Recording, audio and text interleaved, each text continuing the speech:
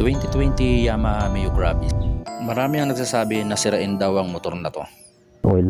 Bali na iset natin siya ng 0 eh. So ngayon 1,461 na, diba? So ugali natin mag-check ng dipstick tuwing umaga, guys. Kasi marami tayong nakikitang issue ng Mio Gravis na talagang natutuyuan. Marami rin nagtatanong kung anong brand ng langis ang gamit natin, kung paano natin napanatili at maganda ang ating motor. Kada umaga kasi, guys, napapansin ko, kada chine-check natin yung dipstick natin, talagang nakita natin nagbabawas. Kasi naalala ko, guys, may nag-comment sa post natin sa YouTube na yung kanila daw ay kalokohan na magbawas daw si Mio Gravis lalo na kapag bago. Kasi naalala ko last time, kasi-change oil lang natin siguro last week. Tapos yung tinatakbo ng motor natin ay nakaka 1,500 pa lang, 1,500 kilometers simula nung mag-change oil tayo.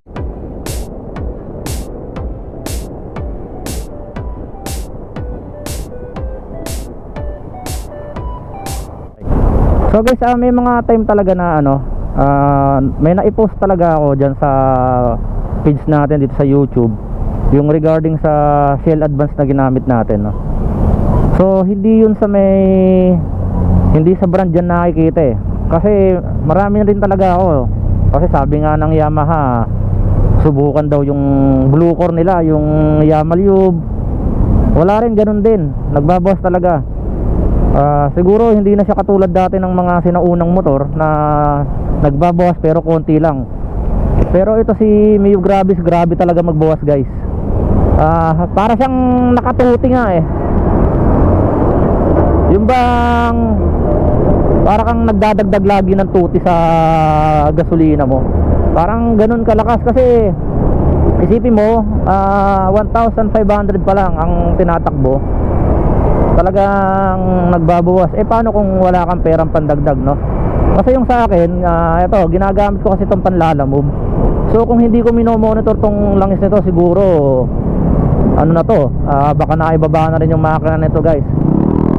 Isipin mo, yung bumibili tayo ng langis, bali 1,000 ml yon or 1 liter.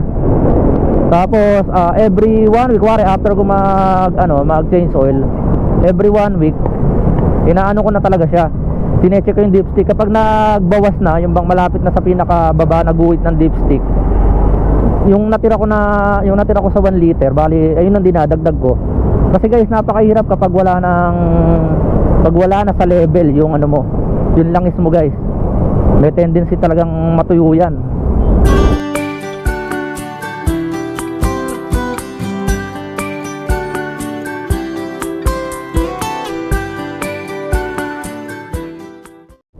Tsaka so guys, no, lagi ko naman sinasabi sa inyo at lagi natin ina-update na hindi aabot yung motor natin kung sakasakaling mali ang nailagay nating langis.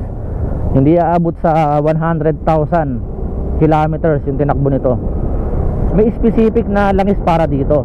Pero kung sakasakali nga, kasi ginagamit natin to araw-araw, kumbaga halos isang linggo pa lang, isipin mo yung tinakbo ng motor ko, 1,500 na halos, di ba? Kasi change oil pa lang natin. Kasi nga ginagamit natin to araw-araw pandrugan.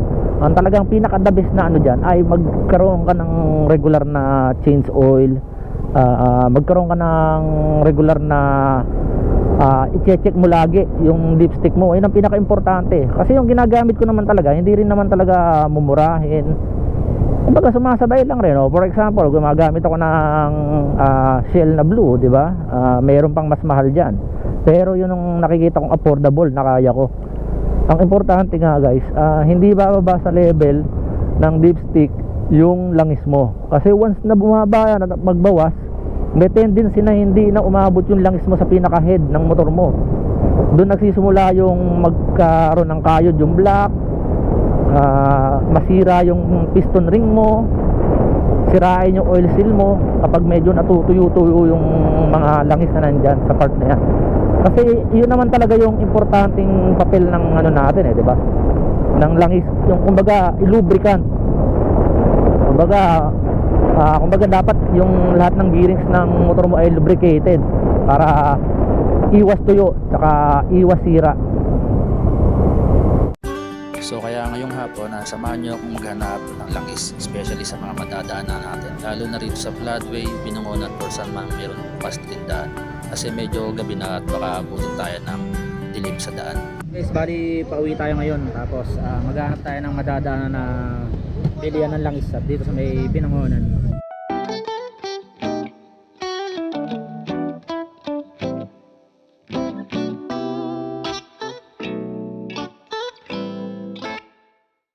So guys, sa sobrang traffic ngayon, no, marami ng mga nakamotor na pumasok sa bike lane dito sa may along Julio Vargas.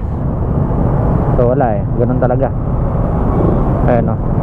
Sobrang traffic kasi guys, sobrang dami ng mga sasakyan. Kaya siguro naisipan ng pumasok sa bike lane, hindi na mga nakapaghintay. So nandito tayo sa may Floodway. Subukan natin dito lang tayo bumili ng langis, no. Maghanap tayo rito. Baka wala na tayo abutan sa Binangonan kasi kailangan natin mag change oil ngayong gabi para safe yung motor natin. Kasi talagang nakita ko kanina ang baba na ng oil level. Wala kayong langis na yung Honda kuya? Ay, habos na 1 liter 50. Hanap tayo sa iba. Walang mga wala tayo yung hinahanap natin langis. Boss, magkano yung ganito nyo? 370 po.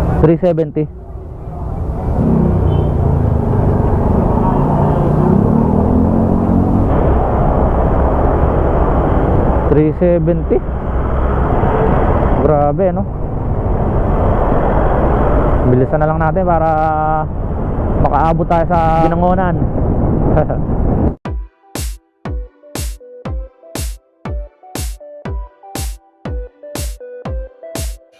At nakarating na nga tayo rito sa Binangonan, Rizal. So magkano yung nyo? Yung sick na kulay gold, 1 liter. Ha? 340. Wala kayo yung langis na Honda? Oh, wala. Kaya bili na lang ako yung 1 liter na yun, sinabi mo. So guys, dito na tayo nakabili ng ng langis. So ito yung gamit natin, gagamitin natin ngayon yung sick na puro synthetic, no? So grabe, baka wala kasi tayo abutan na langis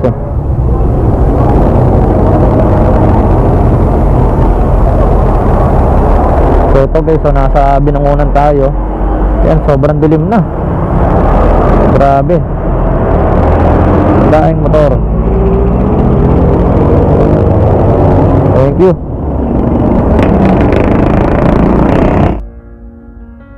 Grabe, may disgrasya na naman dito guys,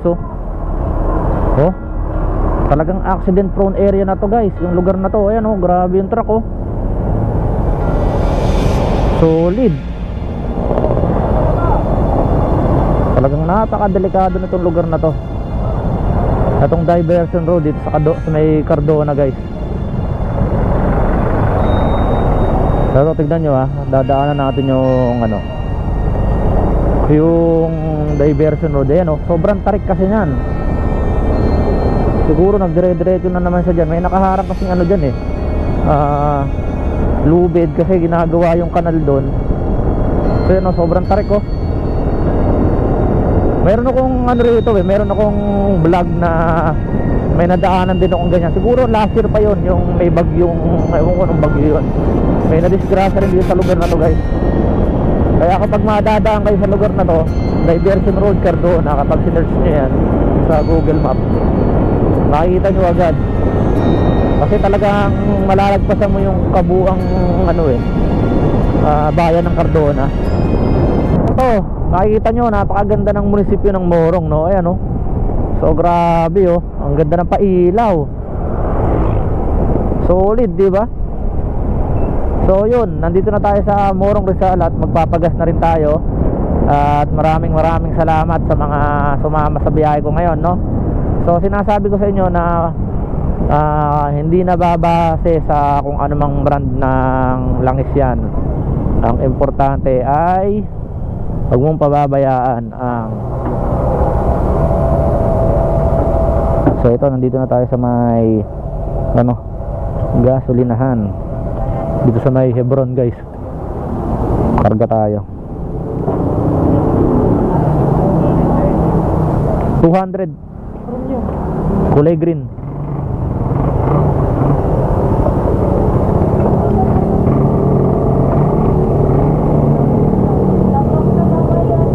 So okay guys, 200 yung naipakarga natin, no? So siguro guys, tatapusin ko na muna yung video ko rito. At maraming salamat sa mga sumama sa biyahe ni Scoria Motovlog. So ito yung pinapayo ko lagi sa inyo, maging practical kayo, pero wag nyo tipirin, di ba? Yung ibig sabihin ba kung halos wala nang langis yung motor mo, hindi mo pa i-change oil. Kumbaga yung sa akin ay murang langis ang binibili ko, pero nakita nyo naman, every 1,500 or 2,000 nag-change oil na ako. Hindi ko na pinapaabot na matuyuan talaga. Kasi tandaan nyo lagi, ang kasabihan ng mga mekaniko ay langis ang buhay ng iyong makina. So hanggang sa muli guys, is Scoria Motovlog, ang inyong pong lingkod.